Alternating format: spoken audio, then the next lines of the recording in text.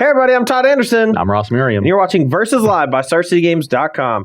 Today, got some Modern on the docket. We're taking a little bit of a break ski-poo from playing Standard. We've played Standard basically every day for the last 6 weeks or so.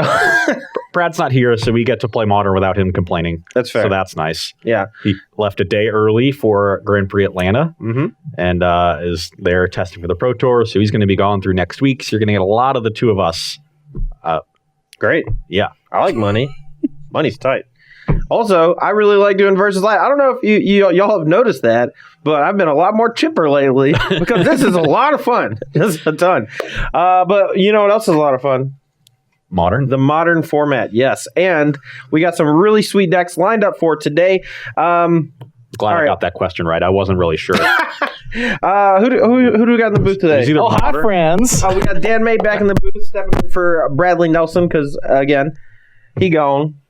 So you can ask Dan May all your questions in chat. Make sure to tag SCG Tour, so at SCG Tour on all your questions. Dan will collect the best ones and ship them over to us, and we'll answer them throughout the day. I think best is subjective. He'll be collecting the ones he likes the most. Yes. So if you know anything about Dan May, just pander to him. Well, I'm also in a very chipper mood as well. Sox won the World Series. That's good. Wait, the white ones or the red ones? The red ones. The good ones. Cool. Yeah. I've been jacked up on Halloween candy and Smash Brothers hype, so... Oh, I've been bringing Reese cups. You asked me on Twitter last night. Yeah, no worries. So we had a Halloween party last night, and all my jerk friends stole the Halloween candy when we left. Oh, whatever. I had 10 or 15 Reese cups and Kit Kats left, and when I woke up this morning, I had 2. I had 2 left. I also had 2 Kit Kats when I woke up this morning.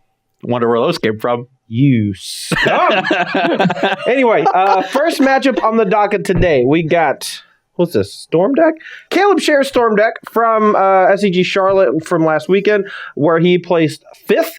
And, nothing new. Caleb Share playing Storm. He took 1 week off to play Dredge the week before. Didn't go so well. I think he failed to make day 2. That's correct. Well, I was going to say for the first time in a while, but that's not true because he usually just wins all the classics on Sundays. He has won a lot of classics, but had a bad week with Dredge, went back to Storm, dominated the Swiss of Charlotte. He was 13-2 with a concession in the last round. Nice. So he was 13-1, conceded to Will Pulliam, who ended up winning the tournament with Amulet Titan, and that is the deck list I will be playing against Todd.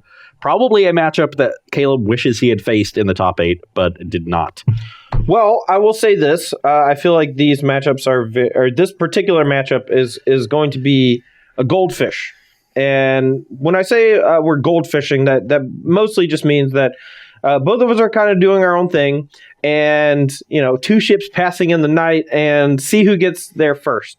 And I think Storm is just a half a turn faster. Maybe a full turn faster. Yeah. Things do change after sideboard, though. I don't want to make it seem like this isn't going to be an interactive matchup. Yes, game 1 is going to be a race, but games 2 and 3, we both get access to a lot more interactive tools. Like I get a Braid, which can target Amulet of Vigor or one of your mana creatures, and you get a card that straight up wins the game. So I guess maybe it's not that interactive.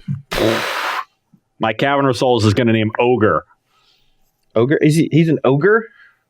You should just name Warrior. Because then I couldn't block him.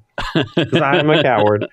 Yeah, got a good amount of interaction in this deck sideboard for the Storm matchup, so we wanted to see just how much of that would shift the matchup after sideboarding. Game 1, like Todd said, it is definitely going to be a race, and the Storm deck is certainly ahead.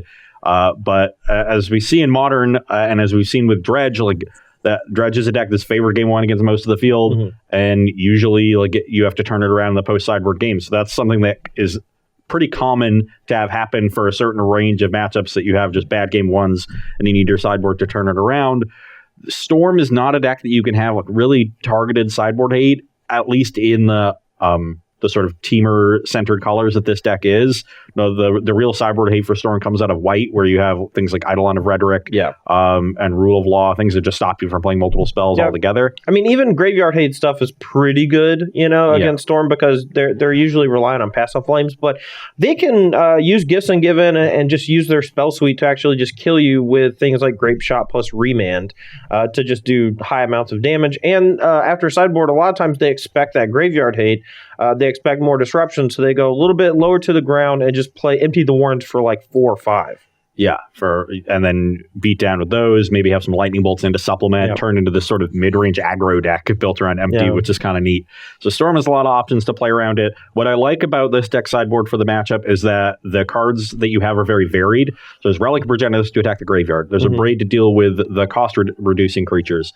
And there's Spell Pierce stacked as a counterspell, and then Rorikthar is this big permanent that you somehow have to deal with. So I'm attacking you on a lot of different axes, while also having the ability to just end the game out of nowhere, starting on turn 4 or 5, turn 3 with the best possible draw. So no, I'm very afraid of Rorikthar in general. I think that card is just going to be game over if it hits the battlefield. And the fact that you have a bunch of like Teleria West to transmute for it, you have a bunch of summoners packs that you can transmute for, or just naturally draw to find it, and you can cast it pretty quickly. You are a ramp deck at heart, and while like you get the weird combo-y type draws with Azusa where you bounce the same land multiple times to generate extra mana, you don't have to go that route. You can just like go Sakura Tribe Scout into Explore, play your lands naturally, and then just cast a Rorikthar on like turn 4. And if I don't have a super fast draw, then that just beats me.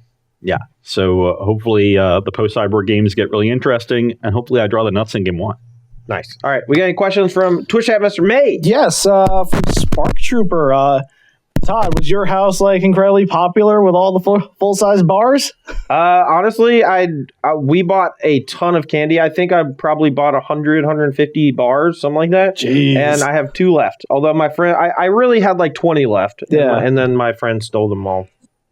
There were a lot of scared children leaving the Andersons' house. That's true. Well, one of our friends dressed up as Death, which was odd. In a full costume, hood, cloak, everything. Mask. It looked excellent. Yes. Jeez. I think when you convince the kids that it was a mannequin, it was probably the best. Yeah, we had him sitting in the chair outside on my porch, and a couple of them walked up and they're like, "Is that a person?" I was like, no. My wife makes really awesome mannequins. It's just a mannequin. And then like 2 or 3 grab the candy, and then the 4th one goes to grab the candy and just goes, "Ah!" And they lost it. All right, 2 more. Yeah, 2 more. Okay, so for Ross from Histeus, on a scale from Bogles to KCI, how hard is it to master Amulet Titan? It is close to KCI. Honestly, I think this deck might be more technically complicated than KCI. So we're talking like Galaxy Brain here. Yeah, KCI is more about like knowing the different loops and getting to them. This deck is a bit more contextual, where you have Primeval Titan, you can find any 2 lands, and you've got 18 or 19 different lands in your deck. And that comes to several hundred different possibilities for 2. And then if you have Amulet, then you're usually getting Slayer Stronghold and going that route. So you get 2 extra lands. So, and then you need to know what you're doing with them. If you're getting Teleria West, you can like transmute for different things. So there's just so much going on here. I think it might be the most technically precise deck in Modern. So if I am not playing it at maximum efficiency, don't blast me too hard in the chat. But I think this deck actually is past KCI on that scale. All right. Yeah. So from Mank222, I think we'll probably know the answer to Ross for this question. Which deck in Modern do you think is best? So that's always going to be a week-to-week kind of question. And while I would love to say Dredge, I think the hate is too high right now for it to be the absolute best deck. I still think it's playable if you want to play Dredge. But the deck that I'm looking to play this weekend is actually Infect, which is a deck that is good against Dredge. It's good against basically all the unfair decks in Modern, and it's very good against Primeval Titan decks that did well last weekend, while still being good enough to beat the fair decks. So things like Blue Eye Control and Jund. You're not great in those matchups, but you have tools. You're not super far I think the fact that a lot of the Jeskai builds have moved away from Electrolyze, moved away from Lightning Bolt in favor of Path to Exile and such, actually makes Infect a pretty smart choice. Like the Wrath effects are okay against you, but they don't deal with Inkmoth Nexus. Spot removal like Path to Exile is traditionally worse than Lightning Bolt because it gives you lands that make things like Inkmoth Nexus easier to rely on. So how's this mic doing? Is this mic better? All right, I just want to make sure. Let's just go ahead and get to the match, though, because we've been kind of doing nothing here for a few minutes. Do you want to do odd even or 7-11? Odd even. All right. Adam, together, you call it. I'll take odd. All right. I'll play first. Step 1. Complete. Step 1, you say you need to talk. Step 2, 2, you is say draw sit the down. nuts. It's just a talk. Okay, that's a good start. That's definitely a card that's part of our nut draws. That one, not so much. I thought it was Amulet. Okay, this isn't going so well. Okay, that's... Really just going to draw your hand like that? Yep. Is that Ooh, that's a good one. cool? Huh. This hand is not super fast, but it is actually kind of disruptive. So I think it's going to be good enough. Okay. And it has the opportunity to be fast if I draw the right cards, too. Sure. My side, we need a land, but with Serum Visions, I think we just keep it just because we have most of our stuff that we need. Sweet. Gemstone Mine, Amulet. My hand's not fast enough. Has a turn on Amulet. Dude, it's the best. All right, we're going to go to 18. And I'm going to play Serum Visions. And we drew the land we needed, so now we're just digging for ritual effects. All right. Well, we have another Serum Visions, so I don't think I want to keep another one. And we already have Gifts Ungiven, so I don't think we want that either. So just dig for mana. Oh, it's pretty good, too. I will play an Ancient Stirrings. Sure.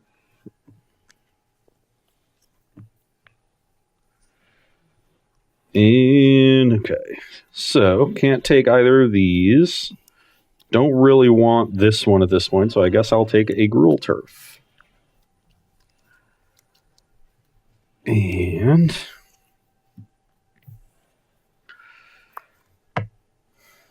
yeah.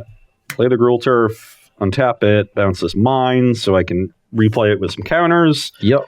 And I always love that little synergy there with Gemstone Mine. I think it's going to be best for me to do this preemptively because if Todd plays a creature next turn, I'm not going to be able to effectively kill it. So I'm just going to play this EE right now for green-red, 2 counters. All right. 16? Yeah. That's an important number. 16, well, 16 is what a pumped Primeval Titan with Double Strike deals. That's true, I guess, yeah. Todd plays his Electromancer into the EE, which suggests he has another... Or just forces you to deal with it, and it doesn't let you, just keep goldfishing. Yeah. It's both, but, Sure. I mean, I don't really have much to do here, so I'll just sack this. Okay. I'm going to play a Brawl. Now I have to think, do I want to... I think Serum Visions is better than opting here, just because we can sculpt our draw for next turn. Obviously, we should Serum before Brawl, just in case, but I don't think I'm doing anything except what I just did. The top 2 here, I think we just want the land. We have a Grape Shot on here, and if worst comes to worst, we could be... I can't think of a scenario where I actually want the Grape Shot in hand since I have the Gifts Ungiven, and I just want more mana, so I'm just going to bottom it. But I'm sure all the Storm aficionados are going to tell me that I'm wrong, and that's fair. So I have several draws here that will let me Titan, and that is not one of them. Yes! Bum, bum, bum. Get some! So You're bad and your deck's bad. I don't think this is going to do anything. Your deck is bad and you should feel bad. But I'm not going to have another opportunity to play it.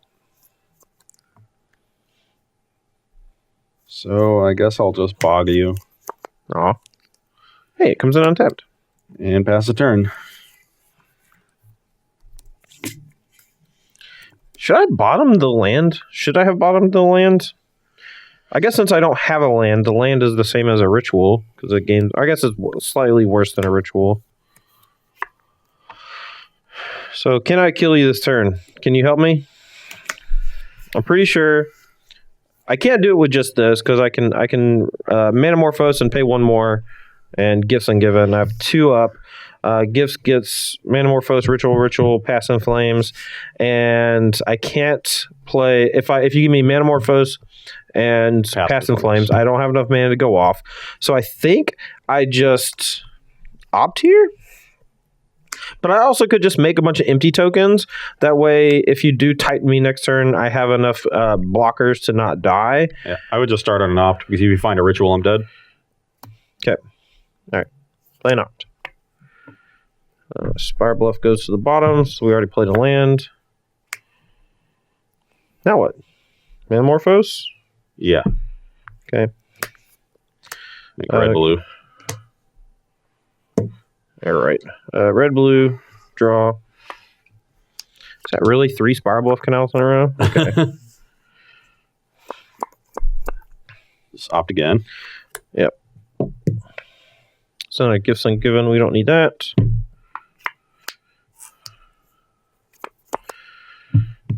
Okay. You really find 0 spells here? Yeah, I found this. So what now? Now you can 3, 4, now 5. you get to guess with Still with 2 mana essentially floating. 2, yeah.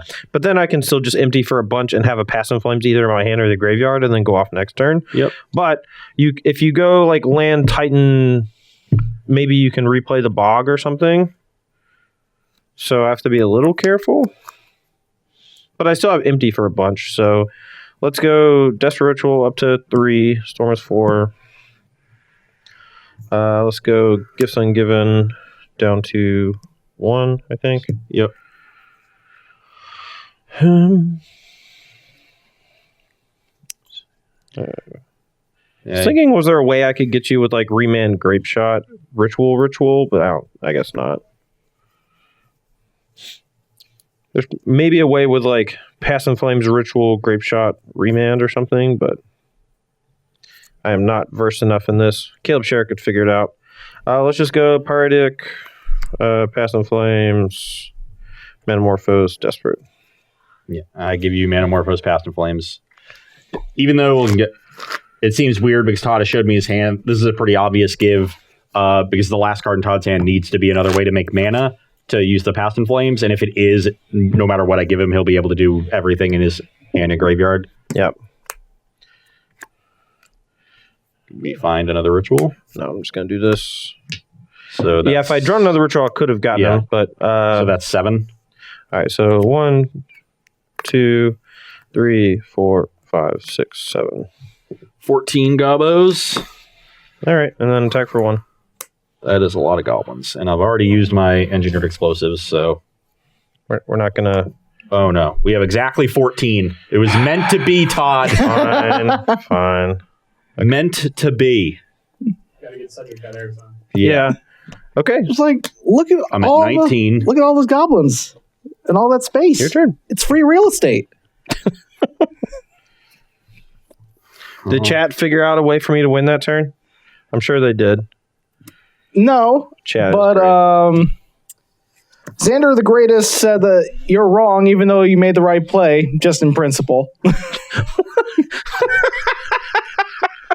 Wow. Come on, Xander. So rude. So, Oh yeah, I have 2 more Spire Bluff canals in my hand. I forgot. I just put them over to the side because they didn't do anything. so make it green. Return this gemstone mine. Play Primeval Titan. Yep. So you go get Garrison and Slayer Slayer, Stronghold. and I'll let you do it again because they untap and then immediately activate. You get a bounce Bajuka Bog. No. Because I've already made my land drop for the turn. Right, but next turn or whenever you attack, you can get one of like another bounce land, I guess, or Vesuva to copy. Yeah, I'm getting Vesuva this turn to copy the bog, but I need to do this first. So... Oh, right, to copy the bog. Yeah, Yep. so now you have to return So probably Slayers. So these untap, then I'll activate targeting the Titan. Which one of these do I want to bring back? I don't know what land I'm going to get alongside the Vesuva. Probably just gain 2 life or something. Maybe just more mana. More mana is... I can't really generate more mana, though. I guess I could get Cavern and set up for next turn in case Todd draws like a Remand. That's probably the best. Okay, so which one do I want to return? Probably Gruul Turf. Is that really better than just bouncing the Slayers? It's extra. It's like a whole mana you're losing that way. I know you don't want to copy or bounce the bog because you need to copy it, but the whole mana might matter. Yeah, maybe. So attack with these. So I'll get Vesuva copying bog you, and get Cavern and name. It's rude. Oh, I don't know which one I want to name. Put 6 on it. I'm gonna name Construct. For Ballista. So you take 2. Oh yeah, I'm at 14. You can go. Okie dokie.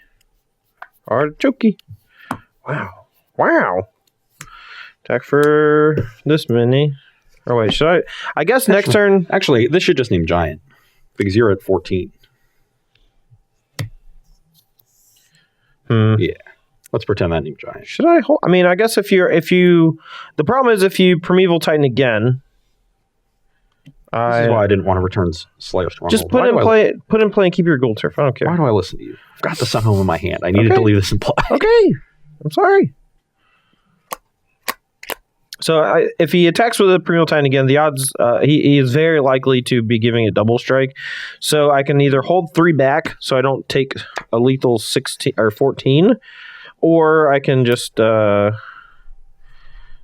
attack with these and hope he doesn't have it. 3, 4, 5, 6. This is only attacking for 6 though, and that's not very many damages. All right. Whatever. I want to end this game quickly, one way or the other. So you're at 11. Go. Yeah. You have how many cards in hand? I have 4. And I know you have a passive once. Yeah. Well, you also you know all my hand except 1 card. Oh, 2 cards because I showed it to you. Huh. Am I dead? That's interesting. Pajuka box tight. Some respect. Yeah, you win. Just do it. I want the audience to actually see how this works because it's very complicated and not a lot of people get to see all this. Oh, well, you're tuning for that. Then I'm 100% dead. Yeah, I already had a Titan. Sure. But no, the amulet triggers are very strange with cards like Boros Garrison, the dual lands in general. Okay. Cast Azusa. Yeah, I have 6. It's fine. Now I make 2, return it. Yeah. So since you can return it, use the Cavern, play Primeval Titan, and you still have 1 land drop. I still have 1 land drop. So activate targeting the Titan, play Sunhome, attack for 8, and now do you have a second Vesuva to copy? No. Oh yeah, you don't have a second Vesuva. SpaghettiOs. I think this was overkill, right? Did you even have to because do this? I did in order to see most lists of this deck have a Selesnya Sanctuary, so you can just get Gruul Turf Sanctuary here to activate Sunhome. Sure. For some reason, Will Pulliam did not. Okay, well you still get 2. Okay, you still have a land drop left, right? But this was it. Yeah. Was there a way for you to go get a different bounce land with Titan right here, put it on the battlefield, untap it to get the red and the white?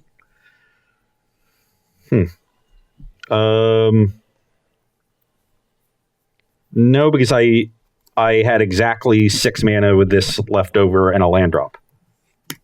Yeah, but did you have to play this? This actually gained you mana, right? Okay. Each land is 2 additional mana. This was 3, so that's you 1. Well, so I'm going to take 8, I guess. And then we're still playing. Okay. If knowing that I can't Sunhome, then I should play this, and then find these 2, untap them, return Teleria West, have you take 8, and then transmute Teleria West for... I don't think you're accounting for attacking as well as enter the battlefield. I think you literally just missed one of the triggers. And we've gone like pretty far, but I think you just messed up. But because I'm pretty sure I'm dead. You can tutor mid, so basically the first activation needs to get something that can... Yeah, this is another gemstone mine. Did I miss that trigger? Everything is so complicated. A couple people in chat say you probably have missed the trigger. Yeah. So like you missed, you 100% missed the first Primeval Titan because you just played your Sunhome, gave it double strike, but Like, you can still do that, get Gemstone Mine as one of the lands. And then when you attack, because they untap, because you get whenever you attack, and then we get double strike. So I am dead because you have Gemstone Mine and you're not stupid. Yeah, well, because I have Gemstone Mine in my deck. So I play the Sunhome, I resolve the ETB trigger, get Gemstone Mine, Gruul Turf. Right. Like these on tap, return some other land. Probably the Vesuva. Then you declare attacks because you already gave it haste. Get any mana here. Yeah, and that lets you Amulet, make activate 16. the Sunhome, and that'll deal 16. Okay. I told you this deck was complicated. Yeah. Now, while Karakhan Ironworks is, I think, more mechanically complicated because you have so many things to remember, the lines in the deck are not nearly as complex as the lines with this because you're literally tutoring your deck multiple times almost every turn once your engine gets going. And that just makes it super difficult. But we are going to set up for sideboarding for games 2 and 3. We're going to take a quick break while we do that. Make sure to get your questions in to Dan May at SCG Tour in Twitch chat, and he's going to pick his favorites and ask us after we're done sideboarding before game 2. We'll be right back. Luckily, if you are a modern Storm player, Caleb Scher actually posts a regular blog about his deck. This version specifically with the main deck, Empty the Warrens. He actually posted a sideboard guide over at adventuringgear.wordpress.com. So after the match, if you want to learn a little more about that after Versus Live today, make sure to head over there and read that. This is how Caleb sideboards in this particular matchup. The Empty the Warrens, as you saw, we made 16 goblins, or 14 goblins. Was not remotely close to enough. Just not, I made 14 goblins on turn 3 or whatever. It just didn't matter. I guess it may have turn 4 because you blew up my thing. In this matchup, we're going to be a little more interactive. Sleight of Hand is, I believe, our worst cantrip. So we're going to be trimming that and the one Empty the Warrens that he had main deck this time around. We're going to be adding in Wipe Away. It can bounce Titan so we don't get combo killed on that turn. It can bounce lands to slow down Ross pretty significantly if he doesn't have a start that features a Tribe Scout or an Azusa or whatever. Since a lot of his lands are the bounce lands from Ravnica, it's kind of like a double Stone Rain sometimes. It's probably pretty gross. 2 copies of a Braid. Those can kill the mana creatures or the Amulets of Vigor, and then 2 Lightning Bolts are just more interaction for the creatures. Seems reasonable. I am also becoming a lot more interactive in the post-sideboard games. We got Spell Pierce, a Braid to answer the cost reduction creatures, a little bit of Graveyard Hate and Relic, and then our heavy hitter here, Rorik Thar, with the best posture in the multiverse. And I am bringing out what I think is my weakest ramp spell and Explore. A couple pieces of main deck interaction that aren't appropriate here in Reclamation Sage. Most Storm lists don't have Blood Moon on their sideboard anymore, so I would not be overly scared of that. Walking Ballista, which could be good against Empty, but we saw Empty not be that effective anyway, and is really inefficient at dealing with Goblin Electromancer or Baral, so that gets cut. I'm cutting one of my... Usually you trim a land or two that's bad. Ghost Quarter does not seem like a card I'm going to be using in this matchup, so I'll trim that one. And then Adventurous Impulse is easily the worst cantrip in the deck. Generally there to just ensure that you have a Titan early, but that's not really the game we're playing. Yeah, so game 1, all these decks were geared to be streamlined, right? Like, we want to do the same thing every game as fast as possible. And cards like Adventurous Impulse, Explore, they help us along those lines. But after sideboard, the games are going to slow down quite a bit because we're both more interactive. Spell Pierce functionally does the same thing as Adventurous Impulse by, ensuring you have that time to actually find your pieces. But instead of doing it proactively fast, you're actually slowing down your opponent and kind of disrupting them with what they're doing. But it buys you basically the same amount of time overall, if that makes sense. Yeah. It buys you that time and sets you up better if your opponent's also interacting with you. So you don't run the risk of just running headfirst into their interaction and then not really being able to do something against what they're doing. Right. All right. Feel some questions, Mr. May? Yeah. So from Sunset Camp Spirilla, obviously you're not bringing in for this match, Todd, but Ignite Memories in the sideboard? Yeah. So I want to say it's for Tron, right? Because they just have a ton of Wurmcoils and Ugins and just giant expensive things. And they also have a lot of graveyard hate with things like main deck Relic of Progenitus. So Ignite Memories is a card that, you just kind of play a few rituals and you can ignite memories for 4 or 5 and sometimes just kill them. So it was way back in the day, it was a sideboard option for Dragonstorm in Standard for the Mirror because the Mirror had a bunch of Garden Hellkites and Dragon Storms and such. And it was just a cheaper way to combo kill your opponent through a lot of disruption, like remand and such. He also brings in his blue-white control. Sure, that also seems pretty good, just because they have a bunch of expensive planeswalkers and, you know. Importantly, those decks also have easy answers to empty the warrens, which is your normal way of dodging graveyard hate. So the fact that they have both of those angles covered meant, maybe you need a third. I'm not sure if chat can actually hear Robert talking, but Robert is a pretty big fan of Caleb and pointed me towards adventuringgear.wordpress.com, which, of course, is Caleb Scherer's blog. So, yeah, a lot of useful tidbits coming out of Robert today. Thanks, man. Another question about your deck, Todd, from Zach. 2 snow-covered islands and 2 basic islands. Why? So the snow-covered lands are specifically for when you... I guess are tutoring for a second piece of blue mana. You can get Island and Snow Covered Island off of Gifts Ungiven, since they're technically different card names.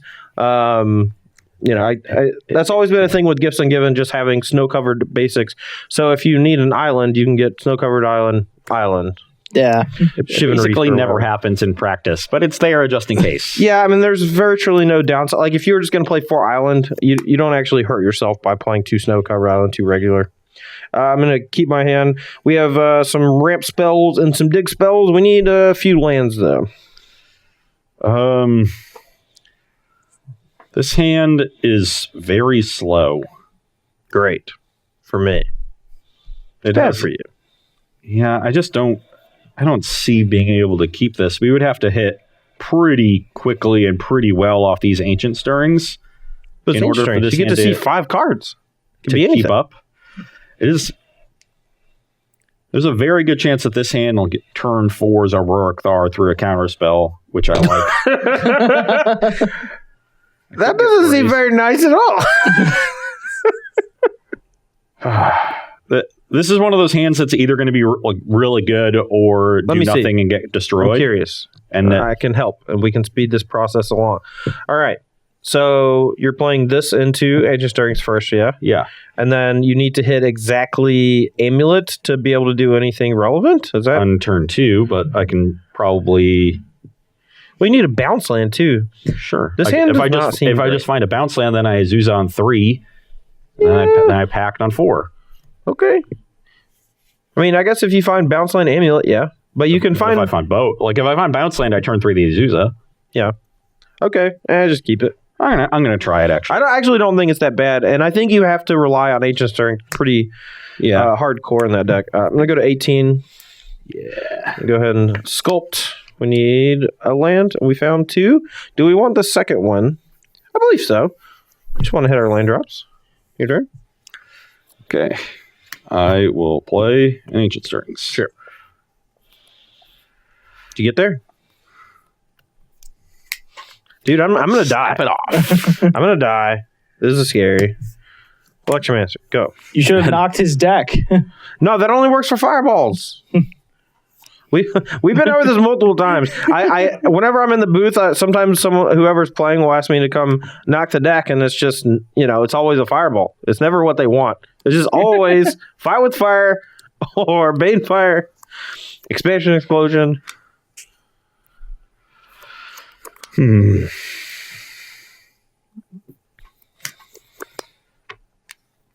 Turn the play Stirrings floating a red. Sure. So if you hit another Amulet, you get to go off. Pass turn. All right. Well, we're gonna try to kill him this turn. I don't know if it's gonna work. I will go Manamorphose. Yep. Help me out. Make it blue red. Yep. That's what they usually do. Manamorphose again. Make them in the. Color down just a little bit. Nice. I assume you're using red, making blue red again. Yep. Use a blue for an opt. Bottom.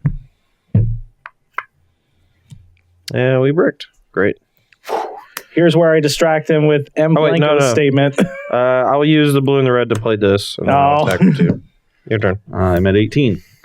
M. Blanco says, go Tigers, Todd. Which ones? LSU we play Tigers, LSU I would this weekend. assume. Yeah. Well, did he spell it Geau? Geau. Yeah. That's absolutely.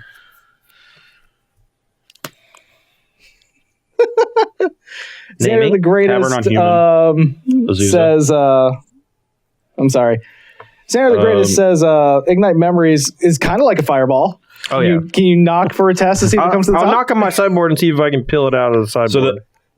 I've played Azusa. I have 2 land drops, but I don't want to give Todd here an opportunity to kill the Azusa with a trigger on the stack from my first land drop. So I'm actually going to play Gemstone Mine and then Colony Garden.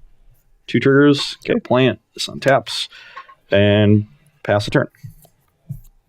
Oh, actually, I should play this one. And not going to plant. That way, if Todd kills my Azusa, I still have the Cavern in hand to play next turn. Yep.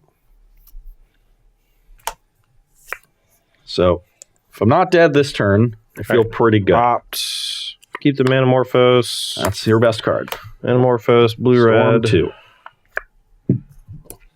Okay. Attack. 14. This deck sucks. Your turn. Gee, Todd, tell me how you really feel. Okay. This deck is bad. Summoner's Pact.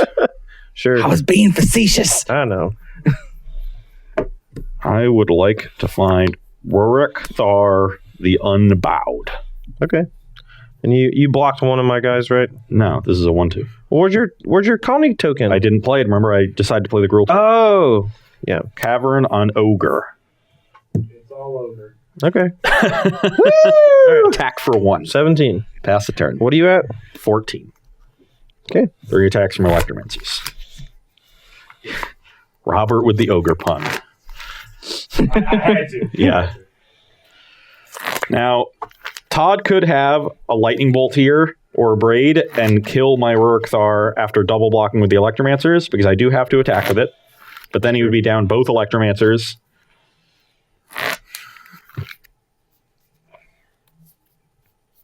Go. Upkeep. Pay for my pact. Thinking.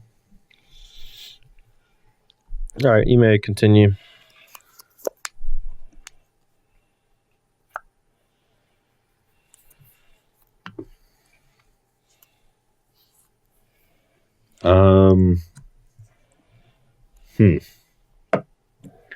That's an interesting one.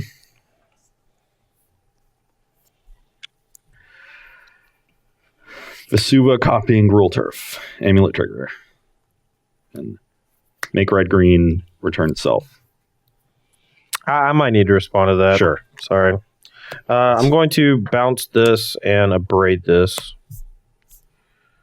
So I'm going to go to 11. This is in your hand. This is dead. That's pretty good. How are you? You had just mana untapped? Yeah. So this is in my hand? The Rourke Dar's in your hand. This is dead. The trigger of Gruul Turf is on the stack. You have 2 mana floating. And you have no extra light drops. So you can bounce the Vesuva if you want. You can also choose to bounce another land if you want. No, I'm still bouncing the Vesuva for sure. I figured. Okay, so now I don't have another land drop to make. I could... You know what? Actually, I actually kind of chucked this, but I should have actually just made... I forgot you had to pay for the pact. I should have just bounced your Rourke Dart and attack for 4 last turn. Because I might actually just be able to grape shot you to death if I get a little lucky next turn, but... Whatever. We'll play as is. I'm thinking about whether or not I need to... I don't really need to find an Azusa this turn. I'm going to Rourke Dart next turn anyway. So basically my only concern here is how to not die on the next turn while still being able to cast Rourke Dart. And there's not really a good way of doing that. Because I have red-green in pool.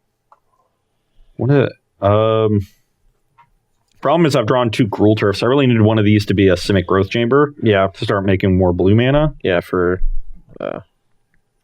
I don't know. I guess the Transmute Slayer West or whatever. I don't really have anything I can do here that does anything, so I guess I just pass and hope not to die.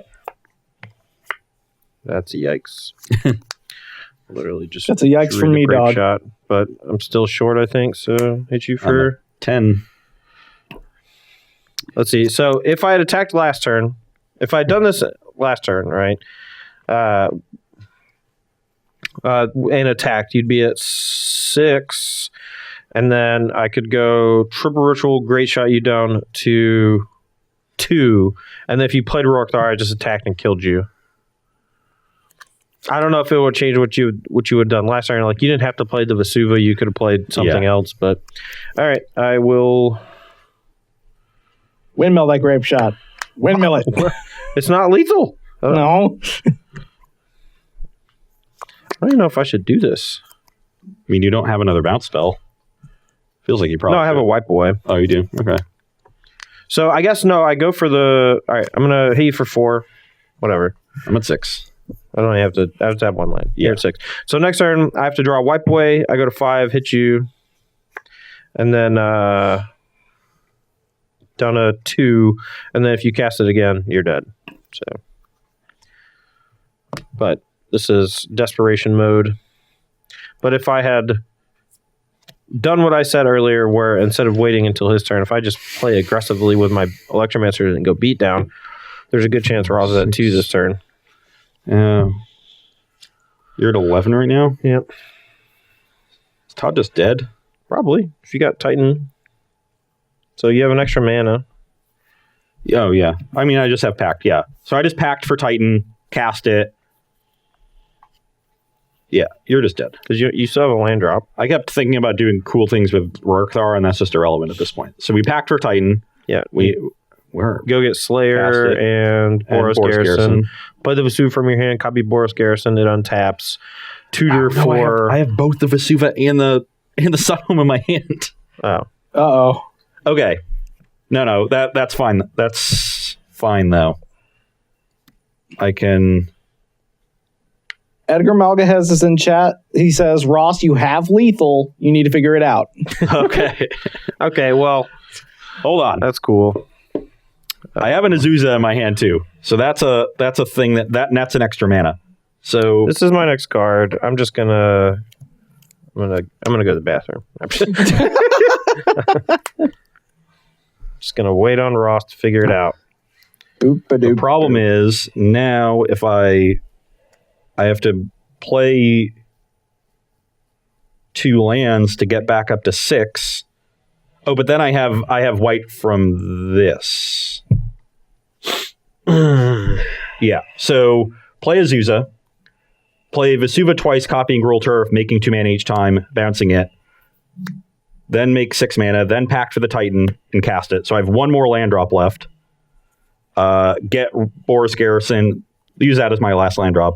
Get Boros Garrison and Slayer Stronghold, and give these on tap. Give Primeval Titan +2/+0. Let's just bounce this Cavern, I guess. And then when you Attack for 8 and get another Gruul Turf and some other land. I'll just Bagu, I guess. Sure. Untap these, bounce any land. It doesn't matter. Use the Gemstone Mine for white. Edgar, are you happy now? Great. F6. Are you happy now? I figured it out. Your stupid deck with 7 million tutors. Primeval Titan is a messed up Magic card. It's not great. How did Jeez. How did they think that was okay? Just any lands, just get them all.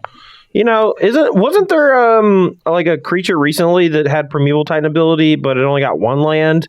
Ulvenwald Hydra? Yeah. And it's all like no play, even though it was like pretty big and had reach and like, I mean, I put it in a few decks, but I just remember it like, oh, it only gets 1 land. It's not Primeval Titan worthy, and it's not, I guess, right? But still, That deck is hard to play. There's a lot of lines. you know, Like I'm generally good at figuring out, like knowing when I have 5 mana, when I have 6 mana. But oftentimes with this deck, you need all the right colors and all the right other things. And sometimes the land you need is in your hand. Yeah. And working around those situations when the lands you need are in your hand instead of just all in your deck, it gets really tricky. So if you want to pick up this deck, you should probably practice with it a lot. yeah. Wow. This deck. Eat with it, sleep with it. Just Take spend it- every waking moment take it on the with bus it with to you, get you that know, big like, old galaxy Take, brain. you know, just like run through scenarios in your head on the bus, like figure it out, and then like when you're in class, take notes on the deck, not what your teacher's saying. Also, I think I figured out a better line for you in game 1. Sure. So you had 4 lands, right? So was your turn 4, or did you not have a 4th land? I had 4th land. Yeah. So if you just lead with the Gifts Ungiven on that turn with 1 mana up, and find Noxious Revival, Ritual. I don't have Noxious Revival. There's no Noxious Revival in your deck? No, I got cut. Man, I thought Caleb always plays the Noxious Revival. He always did, but he also only played 6 mana creatures. Now he's playing 7. Okay. So. Yeah, I thought I just assumed because Caleb always has Noxious Revival that was okay. But if you did have the Revival there, you could get Revival, Ritual, Past in Flames, and then have Manamorphose to draw whatever you find off of you want off the Revival. Yeah. So say I give you Revival, Past in Flames in your hand, you put a Ritual on top. Yeah, no, it's like the third ritual. That, yeah. Manamorphose is sometimes 1 short. Noxious Revival was your ability to make it not be 1 short if you had exactly Manamorphose. Yep. So then you would be able to put a ritual on top, draw it with Manamorphose, cast it, go up to 4 mana, cast Past in Flames from your hand for 3 mana, and then have 2 rituals, Manamorphose in the graveyard. I don't care. Go up to I don't care anymore. 6, and then give some given again with 3 mana floating. Thanks. All right. So we're going to field some questions from Twitch chat because both of these decks are literally just figuring out various lines that are not exactly intuitive and weird. Ross figured out a line for a card that's not even in my deck. It's a lot of puzzle solving magic, which is generally a different kind of magic than most people are used to. Yeah. You have all these different things, different tools, and you have all these sort of constraints either on mana or on cards in hand or playing around interaction that your opponent has or might have, and you have to know how to most efficiently marshal your resources. I really liked your line in game 2 of getting the Cavernous Souls, naming human the first time, and then bouncing it so you could name ogre the second time. Because with the unsubstantiate, I could have bounced your Azusa when it was on the stack, and that would have basically bought me an entire whole turn. Cavern. Can I? Yeah, it's not countering it. You're right. It's It's not remand, it's Venser. Should have just done that. Yeah, probably would have bought yourself at least an extra turn. Yeah, I meant to do that. Should have done that. Rewind. Whoop. Was chat not going off about that? Because I could have just done both of those things.